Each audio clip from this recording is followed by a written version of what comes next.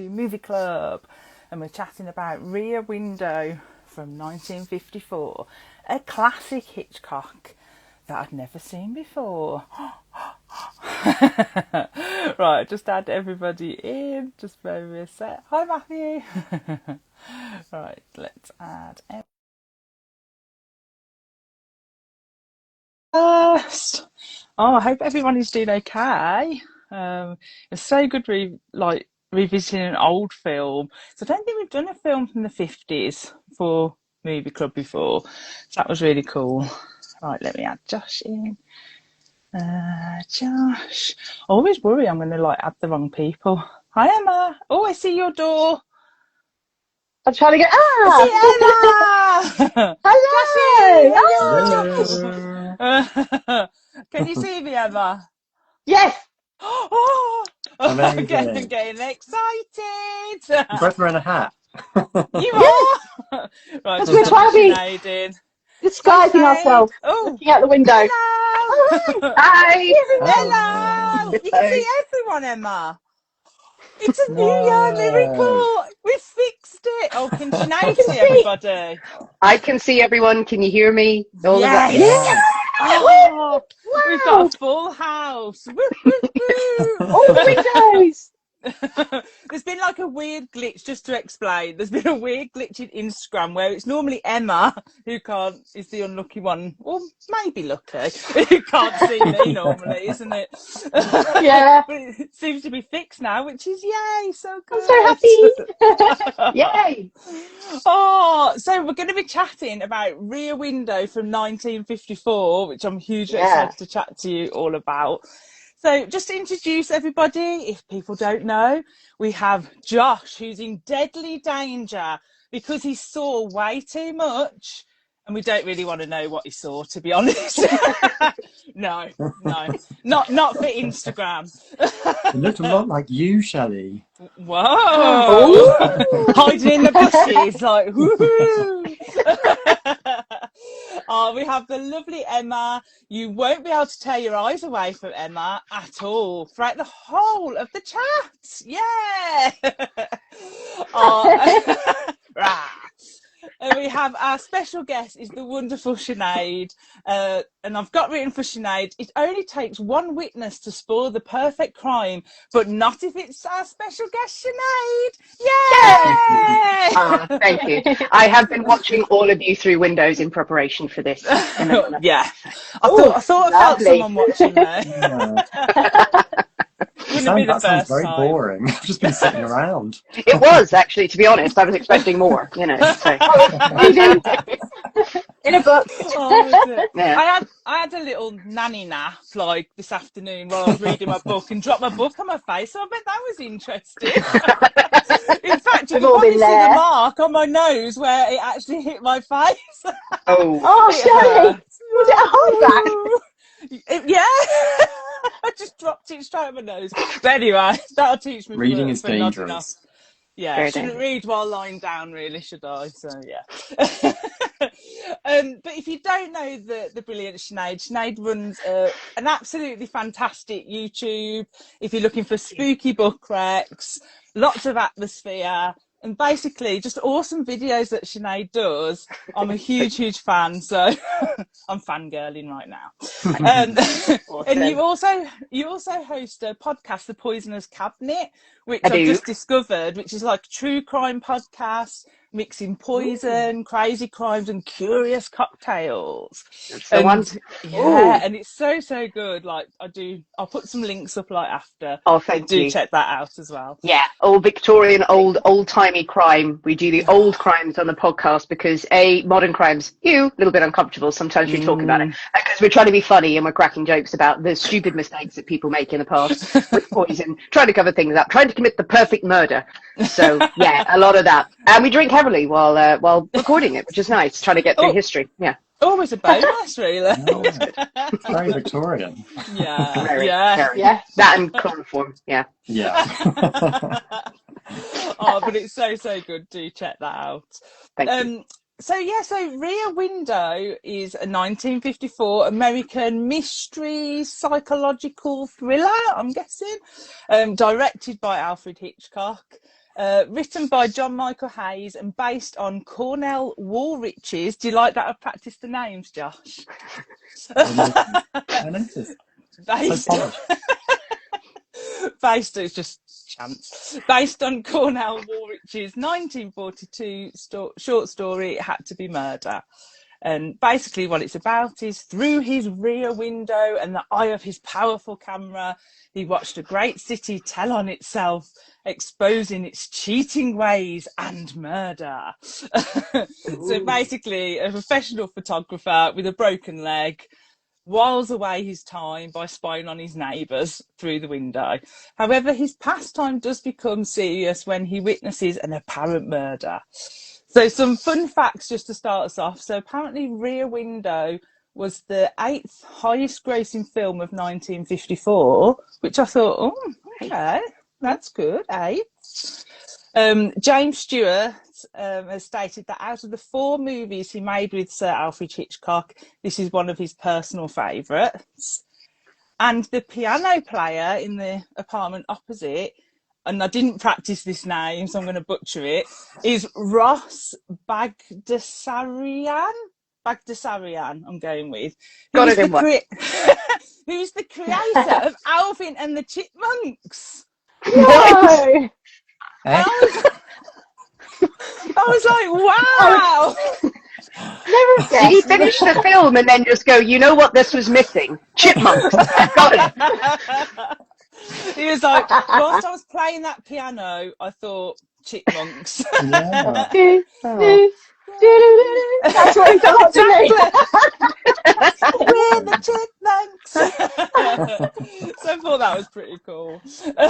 Cool. So was Rear Window a first time watch for you, or have you seen it before, or what were your first memories of watching it, Josh? This wasn't a first time watch. I've seen it, I'd say like probably about 7 or 8 times actually. I've seen it quite a lot. Wow. I'm pretty sure the first time I saw it was when that amazing DVD box set came out, the Alfred Hitchcock box set, like a long time ago now. I'm going to say like 20 years ago. Oh, wow. Only That's how old year. DVDs are now. But it was like the complete Hitchcock collection or something. So I had pretty much all of his films. And I just worked my way through them like one by one. And Rear Window was one that just blew my mind. And yeah, absolutely love it. It's just so meticulously made. It looks so simple, but clearly it was not simple to make, which is just, you know, the sign of a master at work. Yeah, love it. It's brilliant. Oh, it's so awesome, Josh. How about you, Emma? Have you seen it before or first time? No, I didn't think I had, which is surprising. But it had, when I watched it, I felt like a familiar feeling. So I wonder if I may have been watching it. My grandmother loves a whodunit. She loves Poirot. She loves everything. You know, she'll watch anything kind of murder mystery. And so when I was often around there as a child doing my homework or playing, she would have something on in the background that she was watching with my granddad. And I feel like I've seen it. Like, I feel like I've seen it, but I don't remember anything from it. So it was a really weird feeling, because I was like, I haven't seen this, or I don't remember digesting it, but there's a familiarity at the back of my head that says that I've been in a room with it at some point.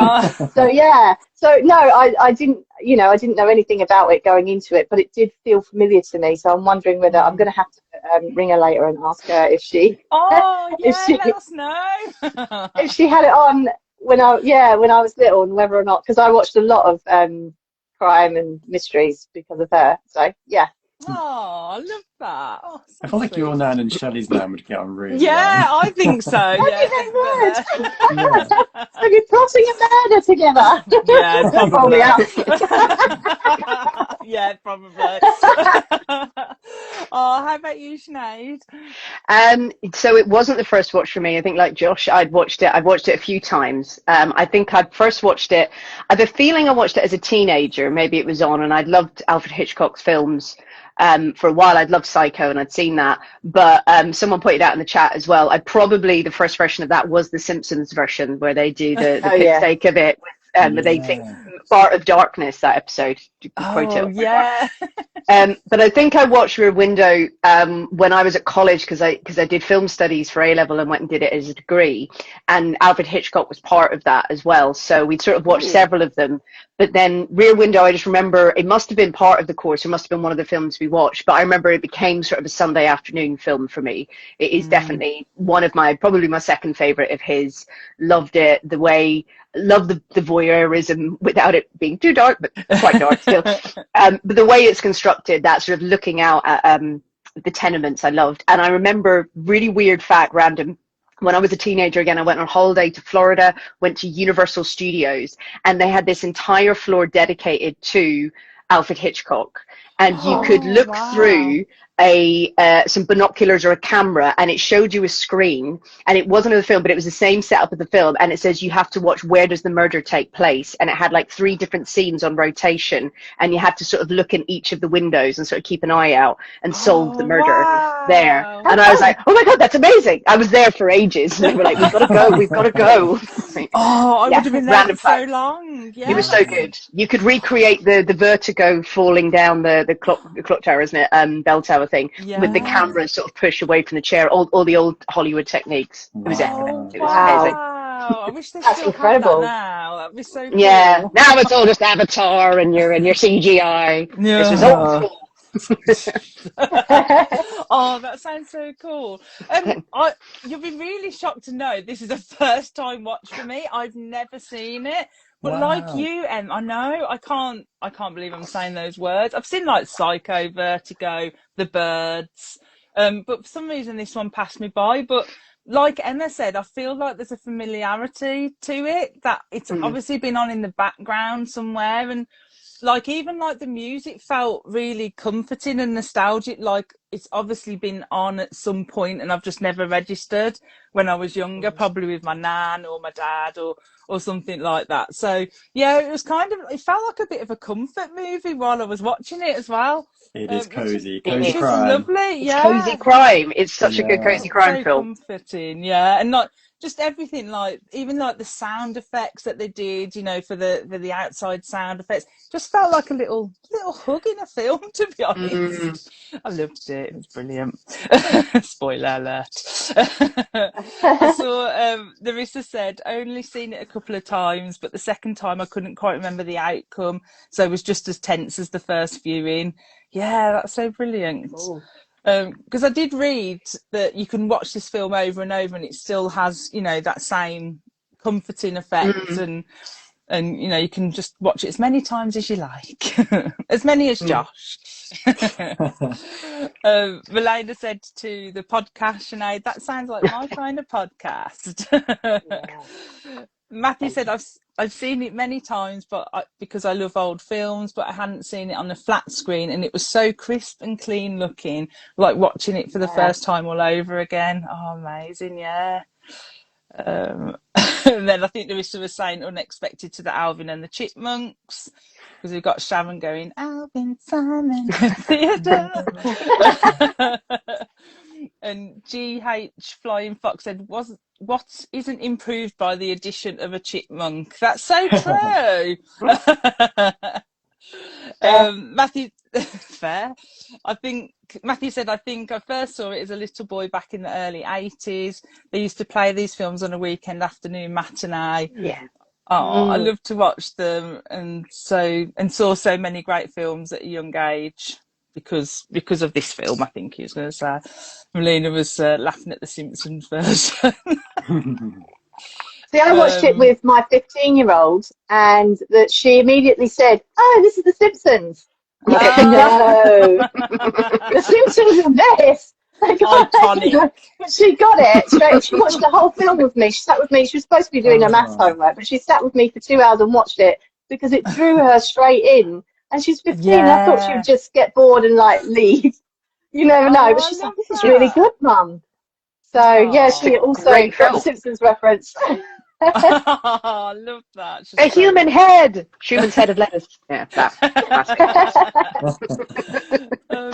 Sharon said, I saw it in the 70s, but also have all the Hitchcock films in a box set too. Oh, yeah. I might have to have a look into that. Yeah.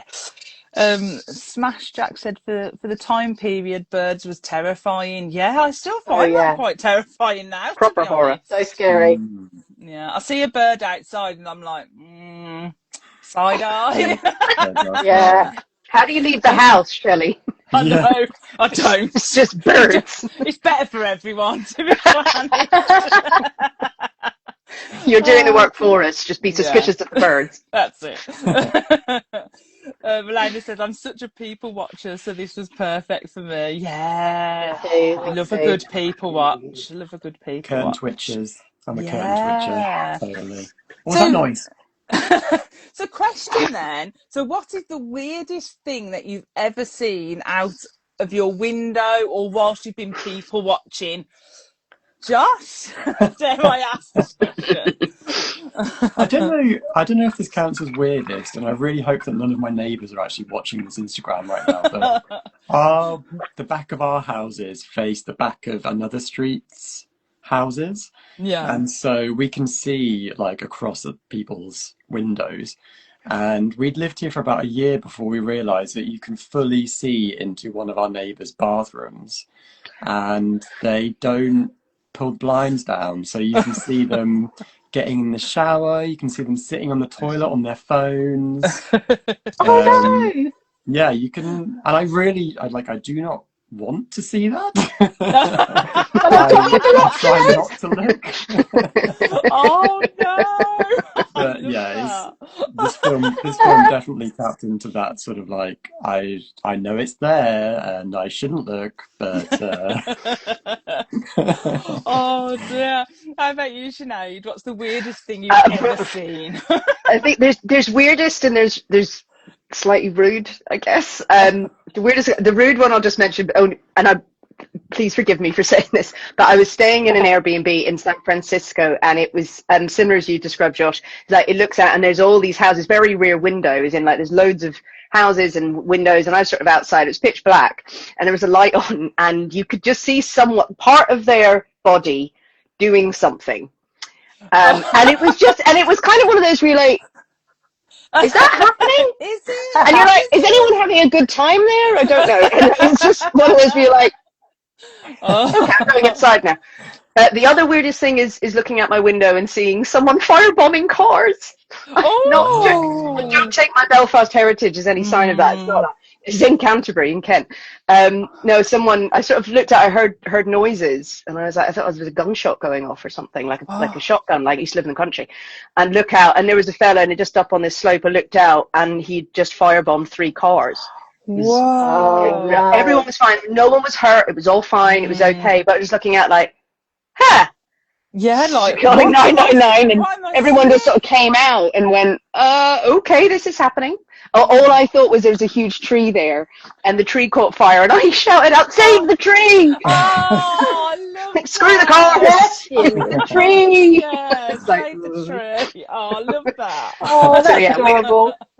There you go. Oh. How about you, Emma? What's the weirdest thing you've ever seen out of a window? Well, just to clarify.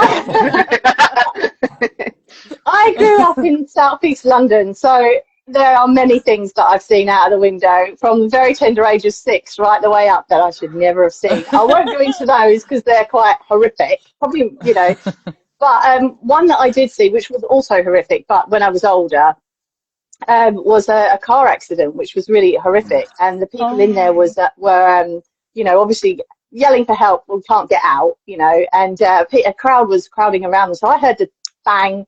So I came to the window and was like, oh no, what's happened? And I saw the car wrap around the lamppost, and I was like, oh my gosh. And I thought, do I go down? And then there was I was in my early 20s, there was like a group gathering. I thought, I'm not going to add to the crowd. There's somebody there helping. I can hear sirens, so somebody's rung the emergency services. I don't need to do that. But then I saw this guy who lived next door to me, and he always used to pretend like he was French. He always used to pretend he didn't have much English, but he worked here. So I'm like, I'm sure you can understand what I was saying. And he came out with a camera and started taking photos. So obviously this is before smartphones. And he's like, like it's a tourist on holiday. So I yelled out the window. I goes, oh, you next door, you. It's like, huh? Good for you. Like, stop taking photos. You wouldn't like it as much as you. And he went, seems to go okay. And then went back into his house. I thought, that's done it. I've done my good Samaritan bit. I've stopped him from photographing these people. He comes back out with a freaking camcorder. Oh. No way. Oh, and what did Emma do? Emma was like, nope. Walked downstairs and chased him down the street. So there's all this going on, and everyone else sort of looking, what are they doing over there? Because I'm like, luckily the people were okay. They were absolutely fine. Their car was totaled, but they were fine. Yeah. But the guy from next door, he didn't come back out after that. He was like, hiding from Emma forever. yeah, it was quite funny. My brother-in-law was laughing his pants off, honestly, looking out the window, just get him. Oh, I can imagine. Yeah, I can imagine. That was hilarious. I was trying to think of like anything that I've ever seen out of a window, but I think the most funniest thing is I have been rear windowed. Oh no, that sounds a bit wrong. Hold on, excuse me. What was that, Shelley? And again, please, for those of us in the back. Oh God. Yeah. So that thing in San Francisco. Shelley's gone.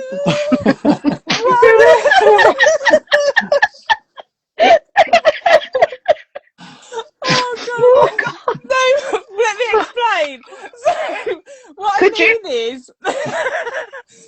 mean is I used to live in a flat and I used to just walk around willy-nilly, like you can imagine, like just didn't care, right? And then obviously I knew opposite was like an Indian restaurant above like a car mechanic place. So one of the days me and my friend decided to go over to the Indian restaurant to have some food. And the guy goes to me, oh, you can have this table because you live over there, don't you? I see you all the time. And I'm like, oh no. And I literally looked out of the window of the restaurant and realised how clear it was that you could see into my flat. No. But at least he gave you a table. He was like, I like what I see. Sit. He gave me the table by the window so I could see my own Was the meal on the house? Yeah. Did you give me extra poppadoms? So yeah. Tonight show. Oh dear, I've never just like the whole time I was eating, I was just like shrunk in the chair, like quiet as anything and eating. Was you dancing around with a hairbrush, Shelley? Singing around? There was many things, Emma. Many things. And Brilliant. you'd think that I would learn my lesson, but no. When we moved into the house we're in now, I accidentally flashed the neighbours. So, yes. Because I didn't realise that as you walk to the bathroom in our house, there's a window, and opposite that window is the neighbour's window. I just never saw there was a window. And Kev's like, what are you doing? And I'm like, what? And I'm opening our window, not realising the neighbour's hallway window is there. And it's starting to sound like a new problem now, Shelley. This is a pattern. Recently, they've installed a blind. So I'm taking it that, yeah, I've scarred them for life, obviously. Oh, no. That's hilarious. Yeah, Kev said to me, have you seen that they put a blind up now? And I was like, oh dear. Whoopsies. Oh dear. So anyway, back on track. So, obviously the entire movie was shot on one set, which requires obviously months of planning and construction. Apparently the apartment courtyard set measured 98 feet wide, 185 feet long and 40 feet high, and consisted of 31 apartments. I mean, that's like phenomenal. Massive. 12 of which were completely furnished and apparently you could live in, because a couple of the actors used to just like hang out in there between takes. And the courtyard was obviously set 20 to 30 feet below stage level, and some of the buildings were equivalent to 5 or 6 stories high. I mean, I'd just love to have seen that set. It's just Yeah. amazing. And apparently they used 1,000 arc lights to simulate the sunlight, and thanks to like the extensive pre-lighting of the set, the crew could do like a changeover back then in like 40 to 45 minutes, something like that. So wow. So what did you think of what did you think of the set design? Did it work filming in a studio rather than on location, do you think, Emma? Yeah. I think it would have been quite impossible on location. Just not like, especially because you've got people that would have been around in the city making noise. You can't, where are you going to put the cameras? You know, you've got, how are you going to fit it inside little flats? It would be really hard, especially back then, because there would have been bigger cameras, wouldn't they not? They wouldn't be, you know, big equipment, big stuff. So I just think it would have been really difficult. And yeah, just having that self-contained set where you could come and go as you please, set up wherever you want. You'd have, you know, backs missing from the places, so you can get in and out of places easily. Yeah, I think it would have been difficult to do in an actual like flat situation where people were living, ask them to clear out and come in and do. I think that would have been too hard. Just, I don't know. Yeah. I've not worked on it. I've only ever worked in theatre. I've not worked on TV sets. So I'm not, well, I have been on a TV set, but I've not worked in a film or anything like that. So I have no idea if that's correct, but that's what I would imagine. Yeah, I think it worked. It worked really well the way that they did it. I mean, what an immense set. How about you, Sinead? Did you like the set? Yeah, I love this. I love the set, and I love it as as you said, that it's like a tableau. It's kind of that picture frame that they've created, and you know, it gives the space for Hitchcock to move the camera in that beautiful way in the opening long shot, and you can move in, you can move out, but you still have those sort of wide shots to see everyth's happening, almost like, I think there's someone in comments just said, it's like a stage play. It's almost like that set design, and so your eye can wander. To do it in the real world would have just changed the tone of the film completely. I think it wouldn't have had that sort of wide shot ability to sort of to have all those set pieces, to be able to so clearly follow the actors. It gives it that warmth and that coziness and that real sense of the voyeur as well, of just looking in there. I think it's Hitchcock influenced another favorite director of mine, like Robert Altman, who was known for doing his huge ensemble pieces, and he would use real sets and he would go out there, but you would always be sort of looking like where the camera went and hearing all these conversations at once. And I think this is a really nice precursor to that, because again, Hitchcock's creating all of these different stories that you're always kind of attracting your attention. You know, your attention's driven. Yeah. But the set does that, in that it is fake, obviously, but it still has such a realness to it. It feels like you're really looking out the window from his point of view. Yeah, it does. Yeah. So well. How about you, Josh? Oh, I loved it. Yeah, it's so clever the way it's both sort of like cinematic but also theatrical. Like, it feels like you're both watching a film and watching a play at the same time. And it feels, obviously it feels heightened by the fact that, you know, it's a film and it's a set, but it feels so grungy and authentic. And I love the way that once you start to study all the architecture, you can see how he's actually built sort of like different periods throughout American history. So you've got that little tiny one up, one down sort of building that used to be a house that is now 2 apartments, and right next to it you've got that really quite ugly but also weirdly beautiful red brick, very modern apartment block. And then there's that beautiful kind of art deco, the pianist's apartment in the corner. So yeah, it feels like you're kind of being told the story of New York as well as the story of so this clever mystery that's going on. And I love the depth. I love the fact that Miss Lonely Heart, when she goes out for dinner, she ends up sitting in the table in the window that is visible to Jeff. It's just brilliant. It's so well done. And they would have been impossible, like it was almost impossible for them to light that set when it was a set. So it would have been astronomically even less possible to light it if it was a real location. I agree. I read something really interesting about how they used so many lights that they actually had to deactivate the sprinkler system in the soundstage because the heat was so intense from all the lights. It kept triggering all the sprinklers. Oh, wow. Can you Yeah, it's imagine? like So they're not quite, acting quite in the intense. summer heat, I suppose. Yeah, do you think that was why they made it the summer heat as well, as like adding to the heat on set? Oh, Yeah, yeah, it could have been, yeah. probably. I Because mean, it's I interesting, like, because stage lights are so hot. If you've ever been under them, they oh Mm, are God, so hot. So yeah. having that many yeah. lights on you, you would be sweating.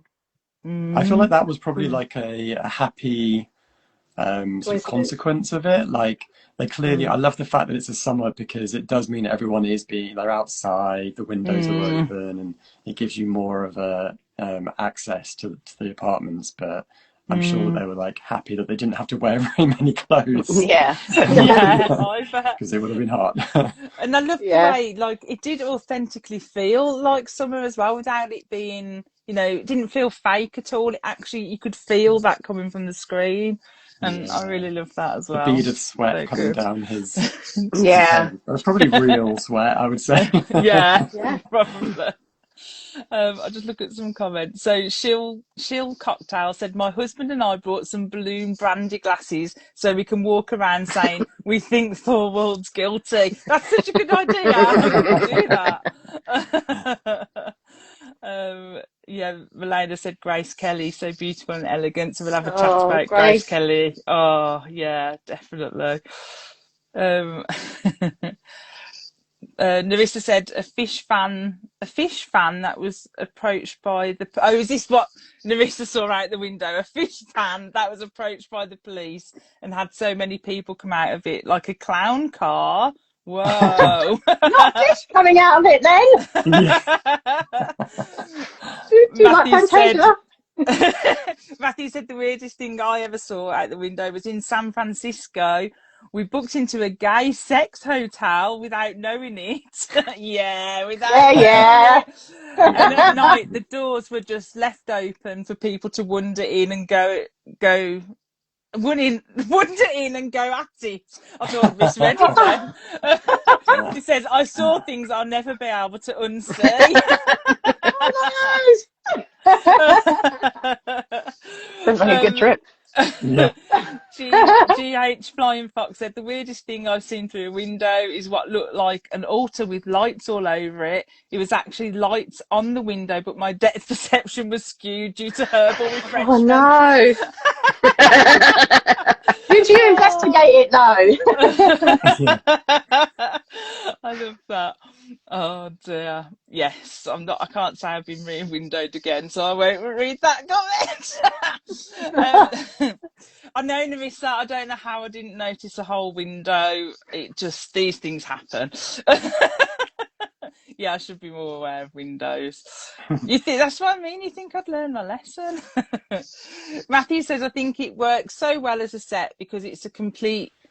Oh no, he's giving me a word I can't say. Microcosm. Microcosm. Microorganism? Testing me. No? Oh yeah, that word. Microcosm. Yeah. That's it. Thank you, Josh. A wholly self-contained world with only a sliver where you can see the street and the outside world. Yeah, it's so clever. Narissa said heat can be oppressive to adding into the tension as well. That's so true.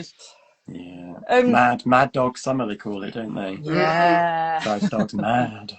Oh. Mad Dog's an Englishman. Yeah. So obviously at the start we get that iconic 90-second one shot seeing all the people through the rear windows and glimpses of their little lives.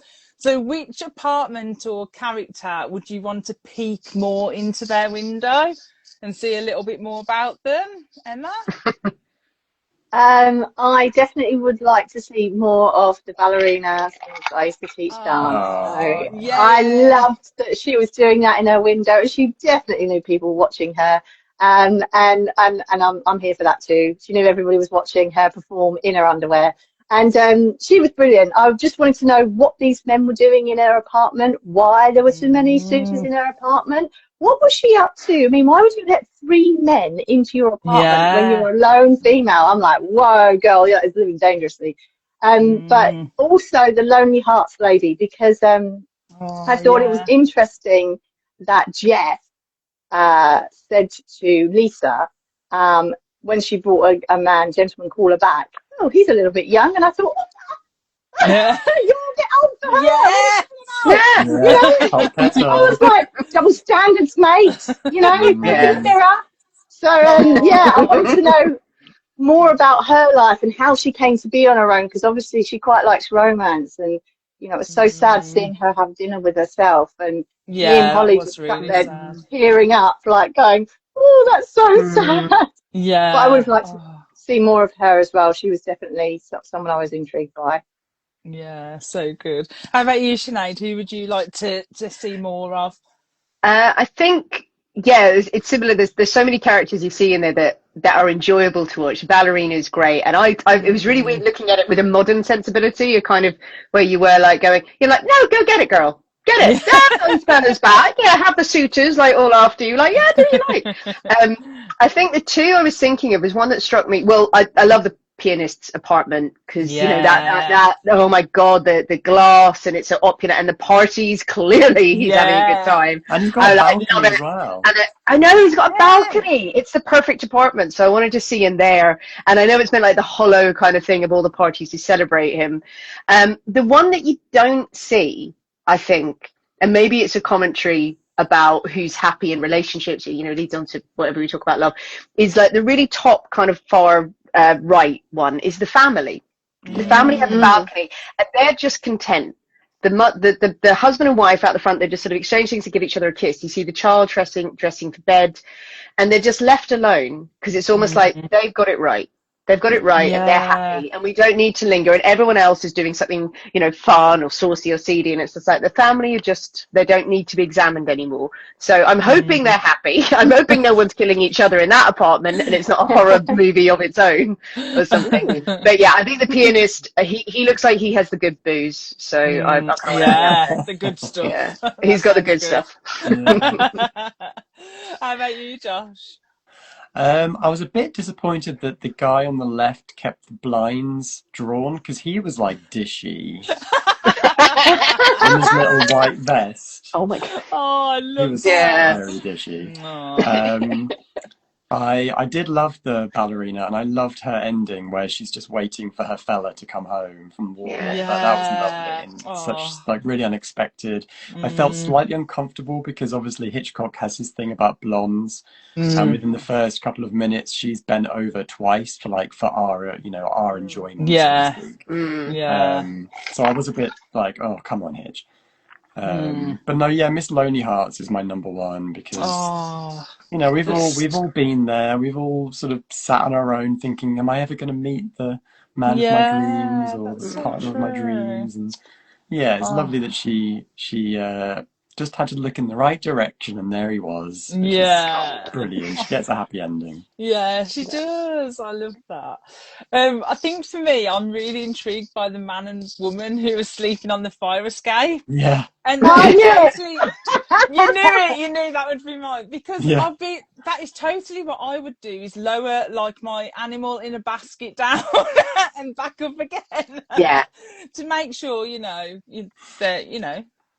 they have their daily needs.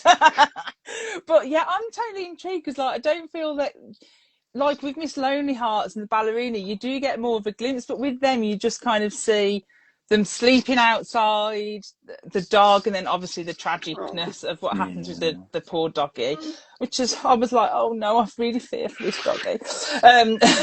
What But she what was saying though was so funny when she was like, "It's because he liked you, isn't it? He liked you too much." Like, what rationale is that? I like that bit, Josh. I was Yeah. like, that's really moving. It's like he was a happy dog. It's like anyone who's fighting for the animals, like, yeah, you. Like, it is a I bit kind of weird. I kind of Yeah. like how she called everyone out as well, a bit Yeah. like Emma did in her story with her neighbour. Like she called them out, like, "What good neighbours are you? Like you just care Yeah. about yourselves and stuff." And I was like, "Yeah, I like this." So I was like more intrigued with them. And also really liked as well, I did read that apparently the man and woman on the fire escape, when they did the rain scene, was like a bit of a prank by Hitchcock. So apparently they had like earpieces in their ears, and Hitchcock was telling the man to go one way and the lady to go the other. So you got that kind of comedy thing of them going the wrong way, trying to get the mattress in. And then in the end, the woman just like jumps through the window, which apparently wasn't planned that way. It's just that Hitchcock caused a bit of mayhem, and he did one take on that, and he was like, "I'm happy." So I thought that was pretty cool. Oh, that is cool. Do we also like the? I was thinking, you know, the artist lady. I love her as well. Like the one who's making sculptures. It's called Hunger, and she's living her best life. She's just sitting outside, having a few drinks, sunbathing, passing out, reading a book, and goes back to her art. And she just sort of is a busybody and sort of wanders around. I thought she was great. Definitely. Does anyone know what was on her top? Like, did she have a radio on her top? Like, because my hearing aid. Oh, yeah. Is that what it was? Yeah, she was turning up a hearing aid. Oh. Right, because Holly asked me, and I was like, you know what? I don't know what that is. Thank you. I'll tell her that. Yeah, in the 50s and earlier, you had these huge pieces. It wasn't like an in-ear, and it was a full wire. So when she heard the ballerina, she turns it down, and then when the woman's shouting like "Good morning," she's like, "Oh, sorry, I have to turn it up." Yeah. Oh, the hearing aid. Thank you. I wasn't sure. Now. Yeah, I wasn't sure on that either. Thanks, Sinead. Matthew said, I love the artist lady too. Yeah. We love her. Do you think, I keep thinking about what Sinead said about the married couple that everyone just leaves alone. Do you think the film kind of is it talks a lot about him not wanting to marry Lisa, and you've kind of got lots of examples of different types of relationships. Yeah. And it's almost like he's trying to figure out which one he wants to be. Like, does he want to be the artist who's living a very lovely, quiet life on her own? Yeah. Does he want to be? Would he end up killing Lisa if he did it? You know, would she drive him mad? Yeah. That's a really good point. I made a note on this. So I noted that every character that he observes from the window has something to do with marriage or relationships. So obviously mirroring his fear, I guess it is, or what's going on with his relationship. Yeah. So it's quite interesting as well. And I did read, apparently, where have I put it? Hitchcock worked closely with the costume design. So being, to make sure that the distant characters all had specific looks for the audiences to identify them. But also as well, for example, Miss Lonely Hearts was given an emerald green outfit to identify her because Lisa later appears in a green suit. So Miss Lonely Heart's romantic woes are kind of then linked to Lisa's romantic woes. So I like the way that they use the colour and the costumes and things like that to put that forward. Is it foreshadowing for her? Like, is Miss Lonely Heart supposed to be Lisa, or is it supposed to be him? Is it supposed to be, if you don't marry, you'll be alone and trying to have these conversations? If you get married, you can be the couple think like that. Going away. I did like in the 50s. Yeah, I think that the nice thing in the film as well about love and the relationships, and again been looking at a lot of films lately, thinking even nowadays where we're supposed to be more progressive, and it's like, are women written well, are relationships well represented, the amount of sort of male centric films that are out there, and things still where you're like, okay, good. And I liked, while it's not perfect, I liked their relationship and the conversations they had, because neither of them are shown to be one is better than the other. Like, they are completely themselves. And while it brings out different sides of them, as Lisa is well, no, she is a socialite and she loves fashion. She likes to do this, and she challenged him on all his, your wanderlust is out there. Is it perfect? You're not saying that. Do you like it? And him going, but this is who I am as well. And him trying to be a realist, but being selfish at the same time. So it was a more balanced, nicer view of like, well, you guys decide at all of these windows which is the one you want, and it never seems to be nudging in one direction or another. It's kind of what do you think is whatever is the best is up to you, and we don't see that a lot today. I think it's while Hitchcock had his moments, it's like you guys decided it is more balanced and even keel, of women being written well and all those relationships. Yeah, and older women being written well too, isn't it? Yeah, because the nurse was my favourite. Yeah. Oh yes. What was you going to say? That Grace Kelly kind of gets to kind of have it all in like a nice way at the end. You know, she's reading the travel book and then she picks Yeah. out Harper's Bazaar as well, so she I kind of love gets to do that. everything.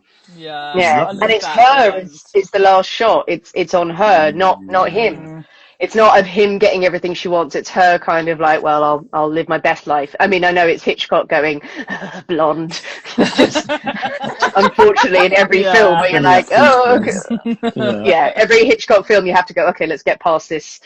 Okay, Alfred, there we go. You know, but Yeah. you know, it's Grace Kelly. How could you look away? You know. Wow. But he also took like that ending when she picked up the magazine, like, yeah, I'm still gonna do it my way. Like, Totally. yeah. Yeah. And I was like, Do I it. did a little cheer, like, Go, yeah. Grace, go. Oh dear. So let's talk Mm. about Grace Kelly then. The gorgeous Grace Kelly. She's Mm. just so beautiful. And those outfits they put her in, just iconic. So let's just say, let's chat Grace Kelly, because I'm just like besotted. And I feel like shamefully, I haven't seen that many Grace Kelly films, even though obviously I No, I haven't know either. who she There aren't is. many. You But could probably watch them in a No. week. There aren't many of yeah, them. there aren't that She many. gave it But all up for a prince. Yeah. yeah, she did. Oh, Did, bless her. yeah. She was too So- good for Hollywood. Hollywood was not the Yeah. place for her, I think. It's Aw. amazing how a career change of her to do that, of being, I know she was iconic in her time and of being so striking and so beloved and talented, to go, no, I'm done. I'm done. I'm going to go off and be a princess and be married and be like that, Yeah. and very benevolent and very kind. But Mm. yeah, to see her, she has so many, that delivery, the way she delivers the lines as well, of just that drawl, that gorgeous, sly, knowing drawl. I think I Yeah. will share. It's embarrassing that one of my favorite lines, I know you asked it later, is her with the nightgown and says preview of coming attraction. Yes. I tried to say that once to a guy I was dating, and like was going into the bedroom to change into what, like a big t-shirt, and sort of tried to say that in a kind of over the shoulder sort of preview of coming attraction, and I swear to God he went, what? Oh, kill the mood. Wrong guy for you. Oh dear. Wrong guy. Yeah. Yeah. I might try that on carefully. Let's see what happens. Do it. And so you can't go guys anywhere. things out on it. Not with the curtains open. Not with the curtains open, though, Shelley. Yeah. Not gonna get through the window. Attractions for the whole street. Oh dear. So many lines to use tonight. I know. But I have got many a window story, but we would be here like I want to hear them all. Oh dear. But I'll tell you one more. So Yes. when I walk to my bed, the window is near the bed, and sometimes I don't realise that I catch the curtain. So obviously, before I get into bed, I obviously am getting ready for bed, aren't I? So I walk past to try and get my pajama jammies, and I accidentally pull the curtain across. And the poor neighbour with his Ring doorbell across the road probably gets more than what he bargained Gets a for. full moon. Yes.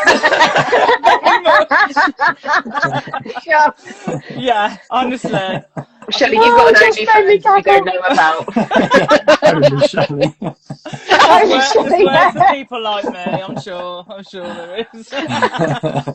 Oh dear. So what did you I'm going back serious now. So what did you think, so their relationship then, so obviously you mentioned, that it was, I loved the conversations that they had, like you said, Sinead, but did you ever feel sorry for Lisa at all? Because Jeff was really grumpy to her, like she Jeff's didn't a give up. moron. What I do you didn't think like then, Jeff, Josh? You didn't really. like Jeff? No, and like I know Right. Jimmy Stewart was meant to be like the everyman that everyone identifies with because he's just like so, I don't know, likable or whatever. But for me, I just didn't really get it, and I just thought he's like 45, he's dating a 25-year-old, and he's leading her on. He's not ready to settle down. He's got this big, exciting, amazing life, and she's just like she's so out of his league.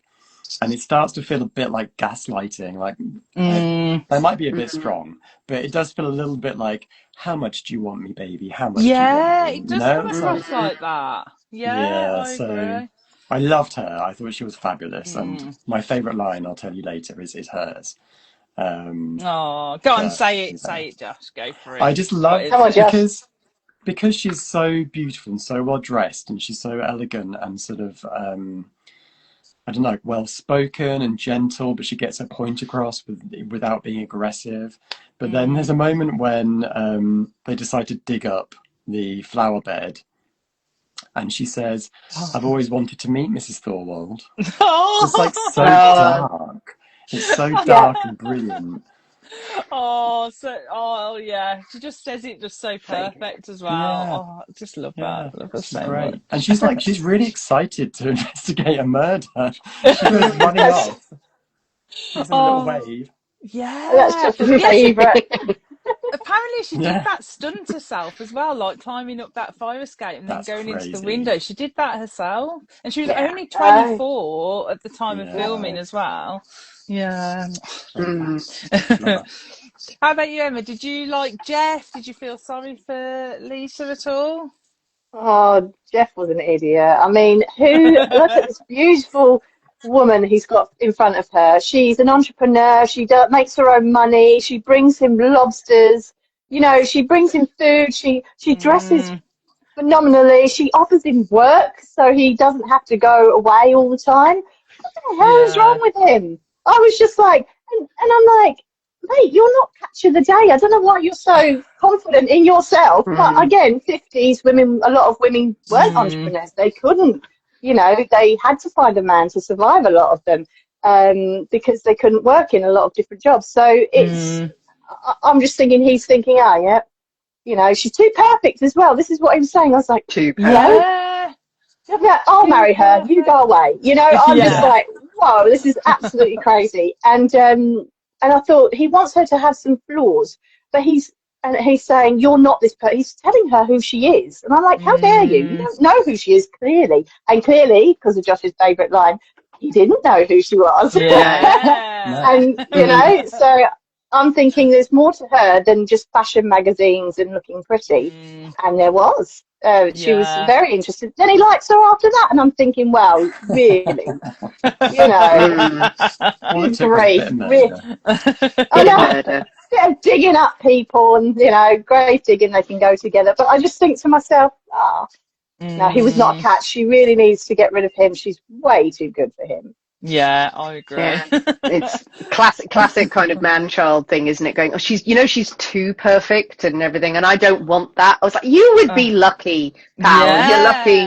But that's nice that Stella says that in his ear, like constantly, rather than like, well, whatever you want. Is like, you're an idiot. You're an idiot. She's way too good for you. She's way too good. Just get over yourself and get on with it. And then she comes into her own in his eyes, but also that she loves and that she enjoys it. So it's the power's shifted to her. Yeah, I love that. What's that line that Stella says? Didn't she say, I'll go and make you some toast and I'll be sure to spread some common sense on it? Yeah. A bit on the nose. Oh, I loved Stella. I love her. Such a brilliant Great character. actor. And some of her one-liners reminded me of like Grams from Charmed a little bit, Josh. Yeah. Like, just the one-liner, Tough like love. dead. Yeah, and I was like, yeah, we need more Stella. Although her massages looked pretty uncomfortable. I was painful. He had a broken She was beating him up. And his leg was like fine if Grace Kelly wants to sit on him or anything like that. Absolutely fine, no pain whatsoever. There's one thing I noticed, again, Jimmy Stewart, my husband walked in when I was watching it and he goes, there's Jimmy Stewart playing a 25-year-old and looking the same age he's always been, you know. And just like, you know, the saggy man boobs and everything. And we love a dad bod, we love whatever, it's fine. But I noticed when I was looking, I don't know how, but on the cast, you know, the cast for his leg, I could notice there were fake tan marks on it right around the ridge where it's been rubbing. So they've obviously rubbed him down with fake tan to make him all manly and like sexy and stuff. And I was like, there's makeup all over that, like right on the rim. If you look at it, it's like it's rubbing against his torso. Like Jimmy Stewart, like I need makeup. I'm 50. More fake tan. I do think with James Stewart, I do think he does skillfully play it, as in the character like being, you know, morally on the edge. He plays that so well, because like you're thinking, should he be doing this? are we enjoying what he's doing? Like, obviously, he's meant to but be don't stop. Yeah, exactly. Yeah. No, yeah. Is he right? He's meant to be like a, let's say, hero of the film, essentially, our main man, and we kind of just go along for the ride with him. And I do think he does play that kind of well, even though Jeff does suck. He really does. But I just like the way he played it. I thought it was very clever. So did you have a favourite scene, like a favourite scene, or we've said a few favourite lines, so maybe a favourite scene, Sinead? I think I love all of it. I really do, and I probably could go back and go, oh, that one. Anyone says, I love. I think, oh God, Raymond Burr's character, the killer. I love him sitting in the dark room and the cigar light going. I love that. I love that the first time I saw it, and I vividly remember it. Of when they realise after the dog, and he says, everyone got up, and he says, look at the window, and it's just the light comes up.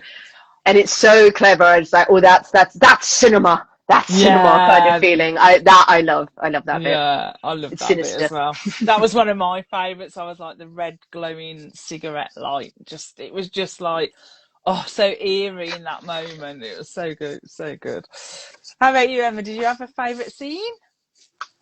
Yeah, I liked when he was trying to protect himself from the killer coming through the door, and he was just flashing in his eyes with the camera bulb, and just blinding him. And then you get this orange glow where he's trying to focus again, and he sees him in this orange light from the camera. And then he does it again, and he does it again. He's just trying to delay him from getting hold of him before the police can get there. And then obviously the ending is great, where he just grabs him and out the window you go, mate. You're going out the window. Like going, of course, you know what the ending is going to be from that fall. I knew it before before the camera panned. I was like, please do that. And so the two legs, brilliant, fantastic. Now he's got to sit there all over again for another 7 weeks. Looking for murders. And everyone knows now that he's like a bit of a peeping Tom, so they'll close their windows. How about you, Josh? Did you have a favourite scene? I also loved the confrontation scene, partly because you can just kind of tell that Hitchcock has discovered this way, like technology-wise, a way to do that orange pop, because he seems really pleased with it. He does it 3 times. It's like, let's do it again. Let's do it again. It's like a visual effect. But I love the fact that in that scene there's no music. You can just hear sort of like cars honking in the background. It's just so tense because you already know he's physically incapable of running away from this guy. He can't hide anywhere. Yeah. So it doesn't try to amp anything up. It actually almost underplays the whole scene, which has the effect of making it even more tense. Yeah, so true. So yeah, probably that scene for me as well. Oh, I love that. So the other scene I wrote down was the scene where he's about to eat breakfast and Stella kind of says to him that he must have cut her up and put her in the bathtub, because that's totally what I would say. Just at the right point someone's about to eat. That's bits of bacon, isn't it? Yeah. And that looked like good bacon. Yeah, it's crispy. Yeah, and I just thought, oh, Stella, she was just brilliant. Stella. So talking about like the colour, so obviously the film is considered as a Technicolor film, and most of the films in that time period were black and white. So obviously he produced something different for that time. And obviously, like you mentioned, Josh, earlier, with the red building, and then there's like a black cat. So he's really playing on the colours with the outfits as well. So would the film have worked in black and white, or does it rely on the fact that it's Technicolor, Josh? I think because he did Psycho in black and white, and that film sort of retains an edge, and you can see how maybe it would have been equally good if it had the colours of the neon sign for the motel and the colours of the buildings and stuff. But I think that film did work in black and white, so I feel like he probably could have pulled it off in Rear Window as well. Oh, okay. But I think it probably would have lost something. Like you said, it's such a colourful film and it does rely on the colour. I think you probably would have lost something. It might have been like a darker film because there's something, Yeah. because it is so colourful, it does feel like sort of a summer good time, kind of like Jaws, I guess. Yeah. Whereas if it was black and white, maybe it would just feel too like, ugh, New York, oppressive. Yeah, because it gave me a feeling like, you know, like West Side Story, like the opening of that, like that Yeah, kind of opening with totally. the heat and stuff. How about you, Sinead? Did you think it would work in black and white, or? I think, I don't know that it would. I think it's hard to imagine it not in Technicolor with all of Yeah. those colours around it. And as you said earlier about the costume and the choice of colour for everything plays so much into the film and into our subconscious when looking at the characters and what we feel about them. Yeah, but I agree that Hitchcock could probably pull off anything. And with Psycho, I can't remember if I'm reimagining this from Kill Bill or whether it was that. Did he have to do Psycho in black and white because of the censors? I Oh. I thought, and I might be wrong, but I thought he did it in black and white because it was cheaper and he couldn't get funding. Oh, Oh, But it may okay. oh, be, that's maybe it's both, or I don't know. yeah. It could be. Yeah, It could be because remember he used like chocolate sauce as blood in Psycho because he didn't have yeah, to use yeah. blood. Um, That makes but sense. yeah, I think you're right, Shelley. It would have been a much darker. What you said is a much darker film and just sort of much Yeah. more sinister. To have that, but the color adds so much. I think it would have been a lesser film. It would have been a different film, but a lesser film without the Technicolor in it, I think. It would have been harder to distinguish the different people, I think, as well in the apartments. A little bit harder, maybe in black and white. How Yeah. about you, Emma? What do you think? I agree with what everyone said. I think that you'd lose. The color was part of the character. It was almost a character in itself, and that he made it that way. Yes, it would have still been good. Yes, it would have. The script was great. People don't talk about the writers enough. As far as I'm concerned, we never get the writer's name on anything, which really annoys Yeah. me, Yeah. because they are the gods of the story. So the screenwriter, obviously the person who came up with the premise of the short story, but the screenwriter who's adapted it would have done a good enough job that Alfred could have turned his hand and made it the best thing ever in black and white as well. But yeah, I mean, one of the scenes where there was a burnt orange sky and then you had blue on the character's clothing and blue. It just Yeah. was such a lovely contrast, and it gives that depth and Yeah. layer. And I just think, yeah, we lost. And if you think of the Wizard of Oz, where it was black and white to start with, and then the magical world is Technicolor, you know, that would be a Yeah. completely different experience if it was all black and white. I don't Mm. think it would have been what it needed to be, and I think this is probably the same. Yeah. Yeah. Yeah, so true. So true. I've just got a couple more questions on because I know like we've gone over the hour, mainly talking about my experience with Windows, I know. But Matthew said Jimmy Stewart was just crazy the way he thought getting married to Grace Kelly. He said, I'm gay and I'd have married Grace Kelly. She was gorgeous and so gentle and Right? poised. Yeah, definitely. Milena said the conversations between Liza and Jeff were just written so well. Matthew said Thelma Ritter, who played the nurse, was fantastic in everything she was ever in. Pillow Talk and All About Eve are also great movies with Thelma Ritter. Yeah. Oh, I've not seen those, so I'm definitely going to check those out. Yeah. Milena said the nurse Stella is wonderful. Matthew said Grace Kelly didn't make enough films. That's what you said, Josh, not many. Yeah. Larissa said, remember the second time I watched it, I couldn't remember the outcome, so it was so good. Though I did question how my then husband couldn't be utterly gripped by it and looking at his phone. Yeah, because you can't really take your eyes away from it. No. Definitely. Missed something. Chill Cocktail said Thelma Ritter is fabulous. Yeah. Oh, I feel like I've missed out 'cause I don't feel like I've seen any other films with her in, but she is brilliant. Matthew said I'd be interested to see what the character Grace Kelly played would have been like in 10 years later in the mid-60s. Yeah. Oh, Yeah. so much. Yeah. Oh, I would love to see that. That would have been good. Was that when Marilyn was really big? Maybe she would have pinched all of Marilyn's roles. Yeah. You never know. Yeah. Larissa said the tense bit when Grace Kelly is in the apartment and signalling with her hands behind her back. So good. Yeah, So that's good. great. So good. She was so ballsy. I loved it. Yeah. Larissa said about the black and white versus colour. I think it would, whatever I think of it, I forget it's in colour. Oh, okay. So Larissa does work in black and white.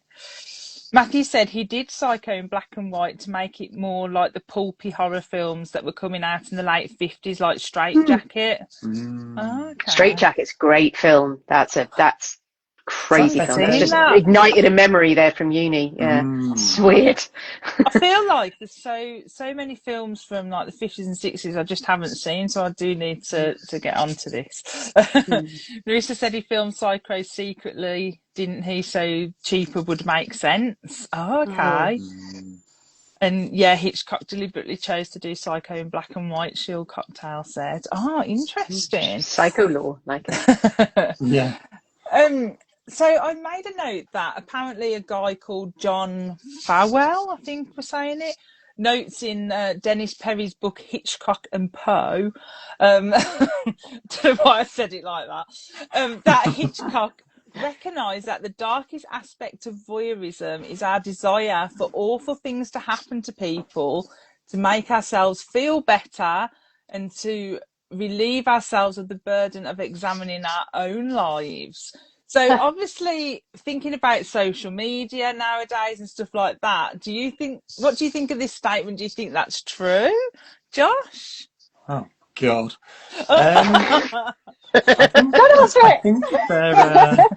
well, just like Emma's story about the guy who was taking pictures of the car crash. Yeah. I think there is an element to human nature that sort of does enjoy that ghoulishness and that separation of like, oh, something really horrible has happened and it's really exciting and thank God it didn't happen to me. Like thinking about Gladiator as well, like all the gladiators that were thrown into the Colosseum to be brutally murdered for entertainment's sake. I think there's definitely an element to it that we do quite enjoy horrible things happening because it is kind of entertaining. But and also just from like a storytelling point of view, you kind of need some stuff to go down, otherwise there isn't a story and there's nothing to get involved in. Yeah, no, very true. Yeah, I think there's a lot. It's interesting. There's a lot going on there. How about you, Sinead? What do you think? Do you think that statement is true? I love this sort of thing, and I don't think that statement's entirely true. I think it says more to Hitchcock than it says about things. I think it's an easy thing to say, but it's a choice of words there, saying of desire for awful things to happen to other people.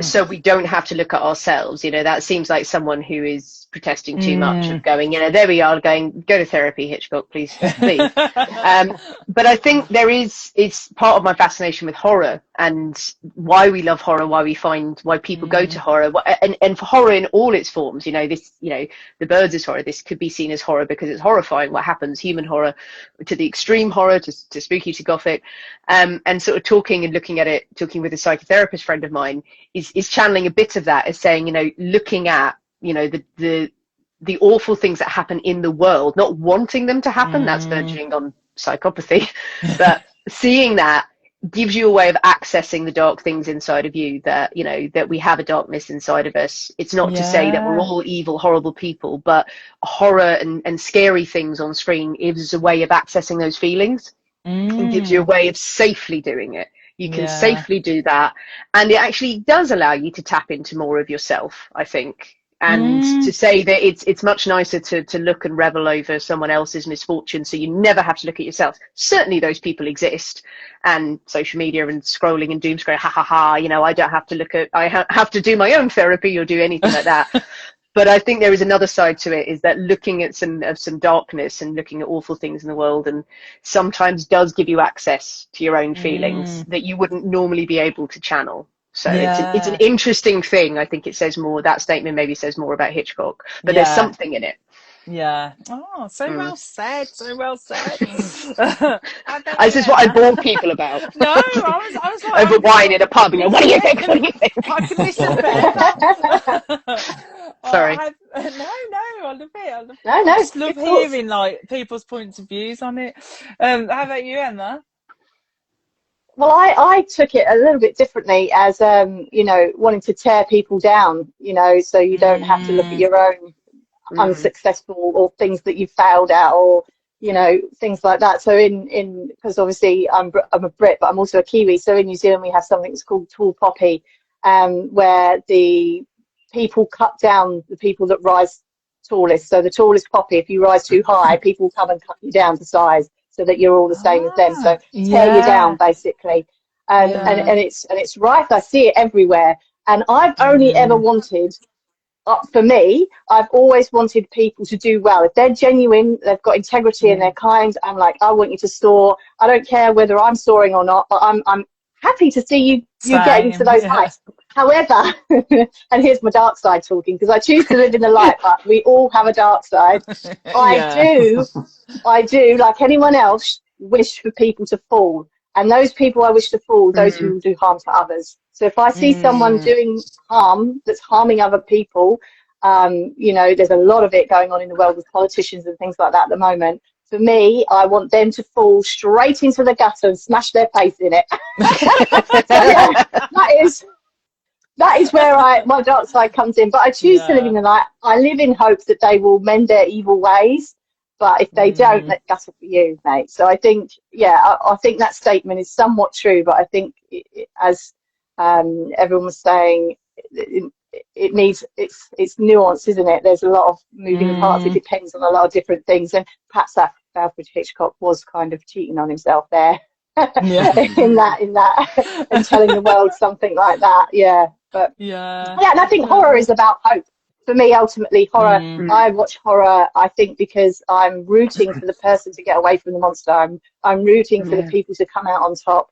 So yeah, mm. so I think horror. Although people go, "Ooh, horror, that's scary. Why do you like that stuff? You must be a psycho."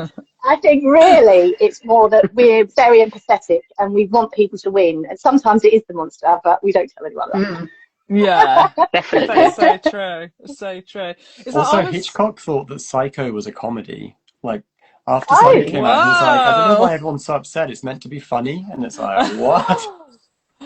no, He I'm was a not very very. Wow. he was a very funny man in real. It doesn't Yeah. belie it, but like his home movies, like you see stuff in man, and he is acting like an idiot. He's just being like a complete clown, and you kind Mm, of see him sort of being stoic and just being very bumbling along. But he had a dark sense of humor, but it's also mm. like, oh, Alfred, Yeah. no, you know exactly what you're doing, mate. Yeah, Yes, you wanted to scare people. Be honest. which is the best. Yeah. So, thinking about like at the end where we've got Thorwald, obviously, um, he did do this crime, and you know Jeff was right, but really he was just minding his own business while he was doing all this. He didn't ask for Jeff to look in and see. Did we have any Murderers sympathy? famously don't. Did Come we? on in, have a look. Come on, come see what I've done to the bathtub. But did we have any sympathy at all for Thorwald? Sinead? I remember when I first watched it. Obviously no. Murder is bad, but Mm, I remember when I first watched it, and maybe it's Raymond Burr because I don't know, it's just him as the casting of mm, Thorwald. It's such a good casting. He's got such a sad face. yeah. He's like a sad dog. And I remember when I first saw it, and I don't know what it taps into, but like, you know, when he's looking after his wife, he shouldn't have murdered his wife, but he's trying to be nice and Mm, gives her a kiss on the head when he gives her the food, and she's just mm. horrible to him. Not that horrible, clearly she's nagging. She looks fantastic as well. I've never seen Yeah. a better looking invalid in her silk gown. And I remember just really feeling the first time I saw it with those scenes, and even at the end when he says the line when he's in the confrontation with Jeff and says, "Do you want a lot of money? I don't have any." He's Mm, very human. He's a real person who's not coming in there going, "I'm going to kill you. I'm going to do all of this." yeah, that's so true. So I don't think what he does, there's no excuse for what he does. He's not a sympathetic character in Mm, terms of his actions, but he's a real person. So you do tug a little bit. I don't think you can feel sympathy for a terrible person. You can look at it and go, you know what, his life is sad. It's sad it got to that. Yeah. But please go to jail. Yes. Yeah. And the thing is, all the sympathy goes because he killed the dog. And it's like, the wife there was like, the dog, you bastard. Sorry. the head in the hat box buried in the flower No bed. problem. No. Dog, no problem. get out. Don't hurt animals. That's the rule. How about you, Josh? Did you feel any sympathy for Thorwald at all? I loved him. I thought he was a great guy. I felt similar to Sinead. I felt when the wife sort of like picked up the flower that he'd taken to put with her breakfast, and she just threw it across the room, very dismissively, laughing at him. I was like, okay, like there is definitely some abuse going on here, but that doesn't condone murder. No, you know, there are other ways to. Yeah, right. I mean, that is harsh. So yeah, like initially, I kind of felt for the guy, but he went over, stepped over the line, as they say. Couldn't come back. How about you, Emma? No. Yeah, see, I agree. I do agree with that as well. But I think if you've ever, I mean, I've got 3 kids. I don't, obviously not driven to murder, but if you've ever looked after people and got to the end of your rope and not been able to do it anymore, and there's no help available and nobody to come, it really does a number on your mind. And if you are not of sound mind in the beginning, you are going to do something horrendous like that. And he was not there. And really, I always think to myself, like my father-in-law asked me this question, this is years ago, would you mind, now we're all fingerprinted and face recognition, but years ago he said, Emma, would you, if you're a good citizen, right? And I went, where's this going? It's like, you're like, I'm in prison. So he was like, would you consent to someone taking your fingerprints, to put on record? And I said, no, not really. And he said, why not? I said, because I don't know if I'll commit a murder in the future. And he said, why would you think like that? And I said, because if somebody hurts my children, I don't know what I would do. And I couldn't give you a definitive answer as to what I would do. So I don't want my fingerprints on file, thank you. I want to be able to run off into the woods if that ever was to happen. Thank God it hasn't. But, so I think anyone has a trigger inside them that they can be pushed against the wall. Any one of us. But to murder your wife is absolutely heinous, and to kill the dog is absolutely heinous. I think that's no. He's a bad big no. Big no. Big no. It is interesting though that it's a similar seeming relationship as Psycho. The caring role that is pushed so far they do murder. It's very similar. Yeah, and I was pushed to the brink. Yeah, I was just going to say, interestingly enough, Alfred Hitchcock claimed that he felt a bit of sympathy with all of his antagonists in his movies. So he said in particular he felt sympathetic towards Thorwald, who was, as I said, minding his own business, albeit murderous business, before Jeff interfered.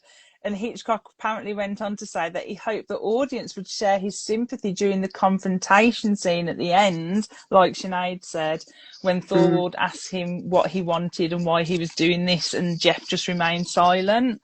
So I thought that was really interesting. And I was like, oh, how interesting that he feels. You do feel that sympathy for him at the end, and he does get that right, I think. I think it's why it works as well. And it's like, even from the true crime world of doing, the show, and that's not a plug, it's just to say, like, the number of cases you can do from history of how many cases are just like this, of just where you can go every time you're like, so look, you don't chop your wife up when you do it. The number of times it's happened that someone has cracked, what's going on, snapped, you don't know, and then they've done that, and the person's come in and they've denied it, and then they're like, yep, no, did it. And then there's no explanation, like, but you wouldn't do that, and then you suddenly look and go, oh no, people do. Yeah. It seems so normal, they say every time, don't they? You see it in a police report, so people normal. who do them seems so normal, just the guy next door, just the girl next door, They always say it, and it's like the whole file on Shelley. Seems so normal. until you see me on your Ring camera, on your Ring doorbell camera. She did like to moon people, but she was very normal. Oh, that's what people would say, wouldn't they? Really? Oh dear, I saw Larissa said, Hitchcock was a bit of a creep. Poor Tippi Hendren took quite a blow working with him. Yeah, in The Birds, wasn't it? And Marnie. Oof. Yeah. Matthew said, I think it was a perfect allegory. You're giving me all these big words, Matthew. No, I can't say them. Do it on purpose. It's a perfect allegory for what was going on in the US at the time. So everybody watching everybody and the Red Scare. Oh, McCarthyism, I think we like it today because we kind of live in the same thing again, essentially. Matthew said only our internet presence is monitored like that now. Sharon said Psycho is a comedy horror to me, to be honest. Dark horse, that one. Matthew said, I agree, Emma. I try to be the same, rooting for people, but there are a few that I'm wholeheartedly wanting to see come to ruin. I probably even pray for it, if I'm honest. Matthew said, I do have a soft spot for Raymond Burr.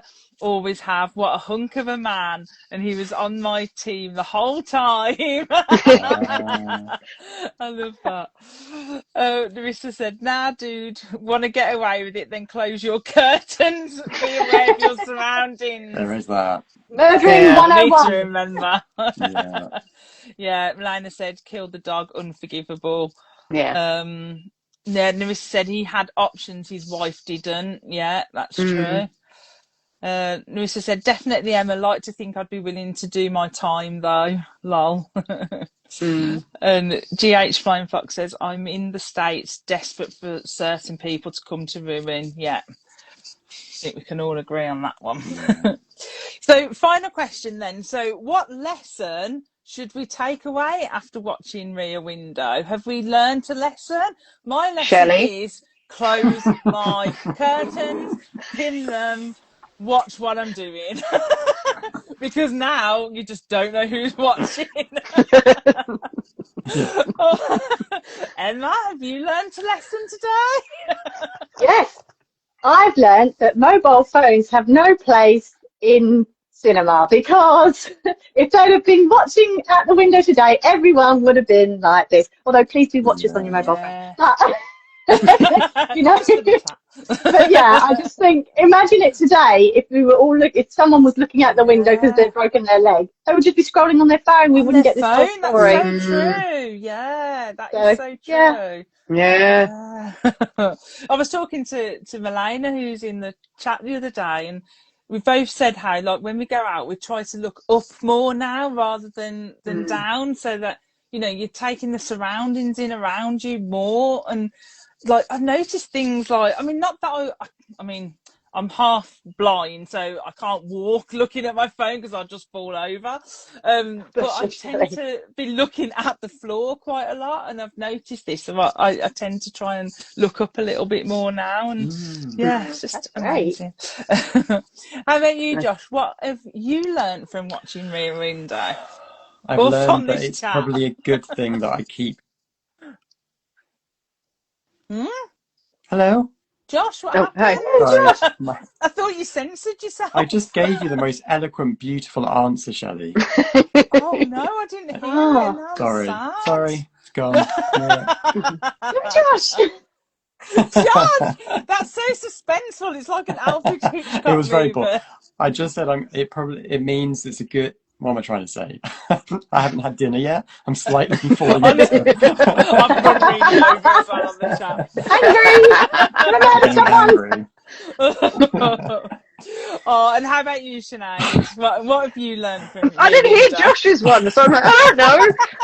I need to base it on everyone else. Like, yeah, definitely that. I didn't have any. The only thing, I had nothing profound, and then I thought, oh no, that's quite profound, and it's not. But yeah, look around, be observant of your surroundings more, and look around. But I thought for Miss Lonely Heart, she needed to look at the outside world. She needed to see that there was more outside, that people were looking at her. Bit weird, voyeurs looking through your window while you're having dinner for two alone. But she was very much in her own world, and if she had gotten out, and I know she, you know, it's if you come out of your shell and do go out into the world and look around you, then that, you know, her story was improved by broadening her horizons and trying to come out of her little space. Yeah. So, there. Oh, I love that. What a lovely note to finish on as well. That was and don't kill dogs. Yeah. Yes. Don't kill dogs. Our main takeaway. I just noticed Narissa said, "What does your cap say, Josh?" It says unreliable narrator, right? Yeah. Yeah. And Sam's just put Miss Lonely Heart. Oh yeah. Oh. But thanks, guys. I know I've gone really, really over, but I was like, I've got so many things I want to ask you about this film and just see what you thought. So thank you for answering all of my questions so eloquently. Thank you. So Can I say thank you for having us? Yay, thank you. And huge, I didn't say this at the beginning, I wrote it down to do it and then I panicked. But thank you so much for inviting me on. I love you guys. I love what you do. Your channel's amazing. Josh, I have all of your books on my shelf behind me. And it's been such a pleasure. Thank you so much for inviting me. It's been an absolute blast. Soon. I would love to. Thank you. Come back again soon. And thanks to every... I feel all like emotional now. Thanks, Renee. Thanks to everyone in the comments as well. And yes, do check out... I've always got Josh's books nearby, so do check out Josh's books. Josh has Shadow Glass, Heads Will Roll, Burn the Negative. They're everywhere. So everywhere. And you have this one. You have a new and book one 4's coming. Yay! Oh yeah, I've only got one. Sorry. Grab your hands. Also, Emma has some brilliant short stories in these that just terrified me, and I didn't sleep for quite a while. I'll be quite honest with you. So scary. So do check those out, and do check the Wonderful Sinead's channel out as well, and the podcast, because huge fan. So I'll put some links up. Right, I'll let you go to have some dinner before you get hangry. Thanks, guys. Thanks, everyone. Thank you. Thank you to everyone. Bye. Bye. Bye.